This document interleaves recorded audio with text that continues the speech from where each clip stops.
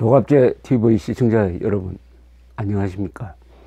내일은 성탄절입니다. 성탄절 덕분에 3일 동안 연휴를 보내고 있습니다. 올해는 몇 주년이 되는 해가 많았습니다.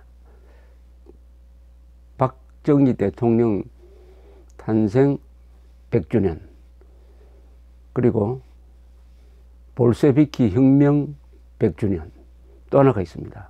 마르틴 루터의 종교개혁 500주년입니다. 이 500주년, 100주년, 100주년 이 세 번의 역사적 사건이 다 한국인의 현재 삶에 영향을 미치고 있습니다. 개신교가 마르틴 루터의 종교개혁 1517년에 교황에 대해서 도전장을 낸 그것이 계기가 돼 가지고 천주교에서 개신교가 분파되어서 나왔습니다. 그 개신교가 유럽에서 산업화와 민주화를 뒷받침하는 정신적인 어떤 바탕이 되었습니다. 그 개신교가 또 신대륙 미국으로 건너가서 미국에서 청교도 정신으로 건국이 되었습니다. 그 미국에서 선교사들이 19세기 말에 한국에 들어와서 주로 이 보수적 칼빈주의라고 말해지는 이 감리교라든지 장로교를 한국인들한테 전파했습니다. 어느새 한국인의 약 3분의 1이 지금 기독교, 가톨릭, 개신교 신도가 되었습니다. 한국에서도 이 개신교, 가톨릭은 한국의 산업화, 민주화, 독립운동 등을 뒷받침하는 역할을 했습니다. 볼셰비키 혁명 100주년인데 바로 그 볼셰비키 혁명이 한반도에서 김일성이라는 존재를 통해서 영향을 미치고 한국전쟁을 일으키고 지금도 북한 핵 위기라는 형태로 우리에게 영향을 미치고 있습니다. 볼셰비키 혁명이 일어난 날이 1917년 11월 7일인데 바로 그 일주일 뒤에 태어난 박정희라는 인물이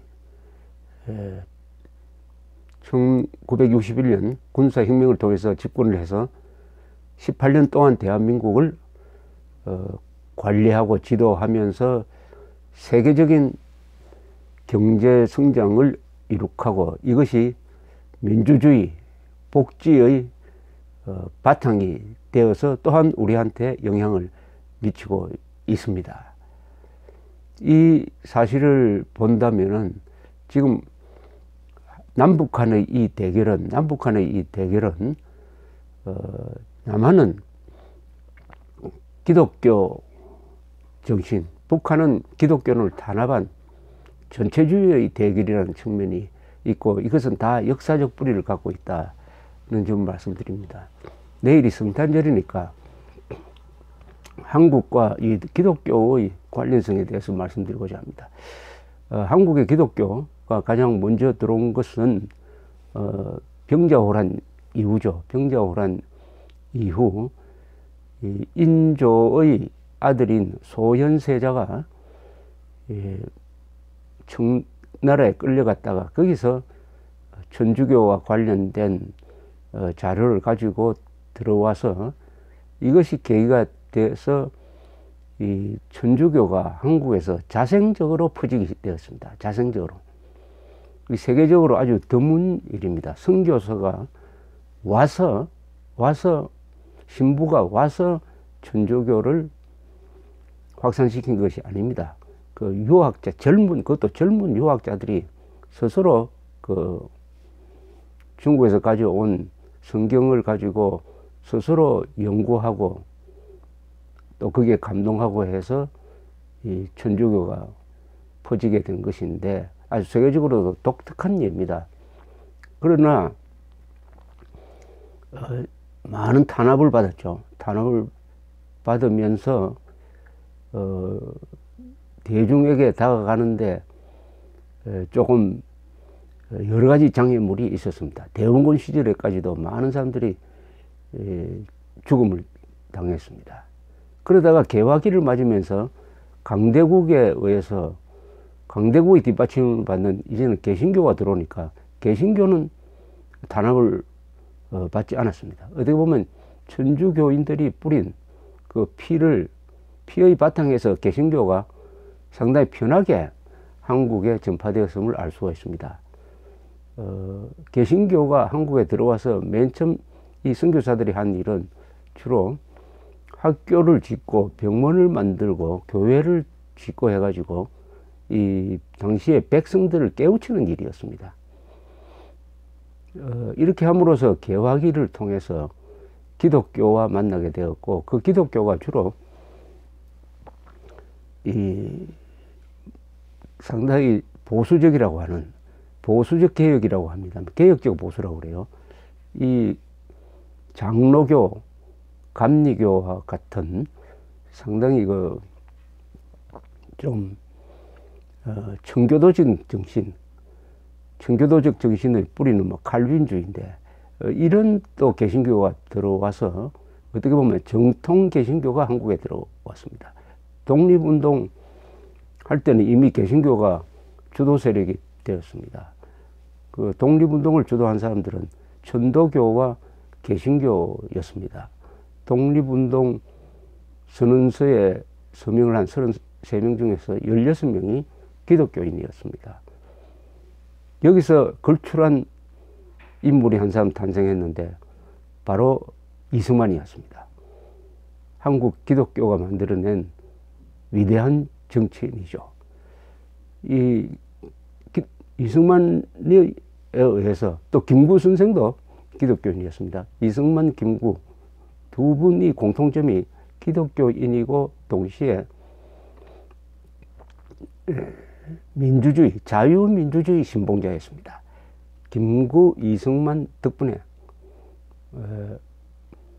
한국의 독립운동은 좌파 주도로 간 것이 아니라 공산주의 주도가 아니라 자유민주주의, 기독교 주도로 이끌어졌습니다.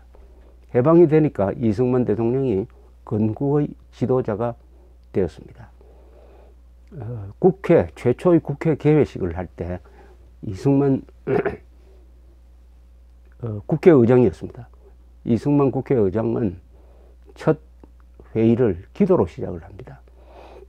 이윤영 목사라는 분이 계셨는데 그분을 단상으로 불러 올려가지고 기도로서 시작을 하자. 여기 기독교인 아닌 사람도 많지만은 우리의 이 해방과 건국은 우리 힘으로 된 것이 아니라 하나님이 도와준 것이다 하는 이런 취지로, 그래서 우리나라 최초의 국가 공문서인 국회 회의록 제일 맨 처음에 기도가 들어가 있습니다. 기도.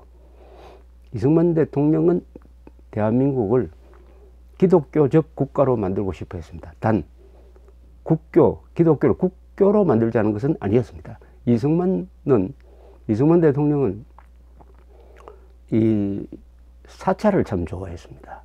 절에 가면 참 마음이 편하다 이런 이야기도 했습니다. 그러나 종교 자유를 허용한 바탕에서 기독교적 정신이 한국 사람들의 어떤 도덕적인 기준이 되었으면 좋겠다 하는 그런 뜻이었습니다. 이 개신교와 대한민국이 만나서 개신교가 어떻게 보면 한국의 주류 종교가 되었습니다. 역대 대통령 중에서 이 개신교도 출신 대통령이 몇 분 있습니다. 이승만, 윤보선, 김영삼, 그리고 이명박 이런 분들이죠. 김영삼, 이명박 두 분은 또 장로입니다. 자, 이렇게 해서 기독교와 대한민국이 운명적으로 만나고, 북한에서는 기독교를 집중적으로 탄압하는 무신론의 공산주의 정권이 들어섬으로써 공산주의 대 기독교의 대결, 자유민주주의는 모태가 기독교입니다. 이런 대결 구도로 현재 이어지고 있습니다. 이 개신교는 천주교라든지 불교, 유교 등등 다른 종교, 이슬람 포함해서 다른 점이, 아주 결정적으로 다른 점이 하나 있습니다. 이 다른 종교는 대부분 힌두교도 그렇습니다만은 이 돈벌이 하는 것을 죄악시하거나 별로 이렇게 권하지 않는 경우가 많습니다. 그러나 개신교는 사람은 열심히 일을 해가지고 직업의 귀천을 가지지 말고 돈을 벌어서 하나님을 기쁘게 하는 것. 이것이 좋은 일이다 해가지고 이 노동을 적극적으로 권장을 합니다. 사람은 살기 위해서 노동을 하는 것이 아니다. 노동하기 위해서 사는 것이다. 그렇게 해야 천당에 간다 하는 이런 생각을 갖고 있었습니다. 그러면서 동시에 교육을 중시했습니다. 개신교가 서양에서 퍼지면서 문맹률이 낮아졌습니다. 중세에는 신부나 유대인 정도가 글을 읽을 줄 알았습니다. 그러니까 성경도 기독교 성도들이, 신도들이 읽을 줄 몰랐습니다. 그러나 마르틴 루터가 성경을 독일어로 번역을 하고 그 뒤에 또 영국어로 번역을 하고 이렇게 해서 성경을 읽게 되는 문맹률이 낮아지고 열심히 일하자 이렇게 되니까 개신교가 퍼져가는 곳에서 상업이 발전하게 됐습니다. 유럽에서는 보면은 프랑스의 개신교도가 유건원인데 이 사람들이 나중에 탄압을 받아서 외국으로 갑니다만 이분들이 가는 데마다 발전을 했습니다. 네덜란드가 그 대표적인 겁니다. 또 스위스, 칼빈주의가 실천이 되었던 스위스, 그 다음에 네덜란드, 그 다음에 영국, 스코틀랜드를 포함해서요. 영국, 그리고 독일, 그리고 미국, 또 가장 먼저 루트교로서 개신교를 국교로 만든 스칸디나비아의 노르웨이, 덴마크, 스웨덴, 이런 나라들은 가톨릭이나 다른 종교 믿는 나라들보다 항상 이 국민 소득이 높습니다. 지금도 그렇습니다. 2008년 금융위기를 가장 잘 견딘 나라들도 이 개신교 주도의 나라들이었습니다. 열심히 일하자. 그리고 돈을 벌자. 그리고 이것을 좋은 데 쓰자. 하나님을 기쁘게 하는 데 쓰자. 적극적인 근로윤리. 이것이 자본주의 정신이 되었다. 그래서 프로테스탄트와 자본주의가 만났다. 결합이 잘 되었다. 하는 것을 학문적으로 정리한 사람이 막스 베버라는 이 사회학을 만든 분이죠. 독일에. 한국이 바로 그 전형적인 예가 되었습니다. 대한민국이 잘 사는 이유는 기독교 정신. 북한이 못 사는 이유는 바로 그 기독교를 부정한 공산주의. 이렇게 뭐 정리된다고 볼 수가 있습니다. 한국의 개신교는 개화기 때부터 백성들을 깨우치는 일을 했고, 그 다음에 독립운동을 지원을 했고, 건국할 때는 뭐 주도 세력이 되었고, 그 다음에 6.25 전쟁 중에도 아주 중요한 역할을 했는데, 한국의 장성들 가운데 기독교 신도들이 참 많았습니다. 그리고 근대화 때는 적극적인 근로윤리를 확산시켰고, 동시에 민주화를 뒷받침하는 세력이 되기도 했습니다. 교회와 성당이 민주화 운동의 한 보루가 되었다는 것은 잘 아실 것입니다. 이제 남은 것은 통일을 하는데 한국 기독교가 어떤 역할을 할 것이냐, 또 인류 국가를 만드는데 어떻게 할 것이냐입니다. 종교와 국가가 제대로 만나면은 발전을 합니다. 바로 신라가 삼국통일을 할 수 있었던 것도 불교를 맨 늦게 받아들였지만은 그 호국 불교로 만들었습니다. 국가와 종교가 불화하지 않고 손잡고 나갔습니다. 대한민국이 바로 기독교와 이 국가 발전 방향이 맞았던 경우입니다. 북한은 종교를 말살함으로써, 기독교를 포함해서 모든 종교를 말살함으로써 그 자리에 주체교를 만들었죠. 주체교. 김일성이가 교주인 주체교.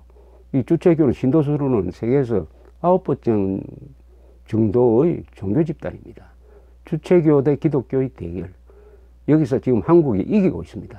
그러나 불행하게도 한국 사람들 속에서 이 주체교의 영혼을 판 사람들이 많이 생기고, 그 사람들이 주로 지식인 그룹에 있어가지고 이 한국 사람들의 영혼을 망가뜨리고 있다. 그래서 아직 주체교 대 기독교의 대결은 끝나지 않았다.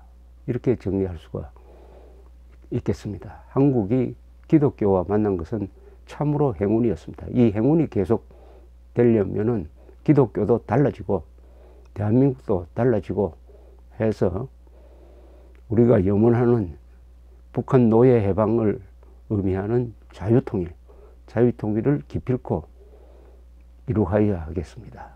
기독교가 가르치는 것은 가만히 듣고 있으면은 결국은 훌륭한 민주시민을 가르치는 것입니다. 그런 점에서 기독교와 대한민국의 좋은 관계가 계속 이어져 가기를 바랍니다. 감사합니다.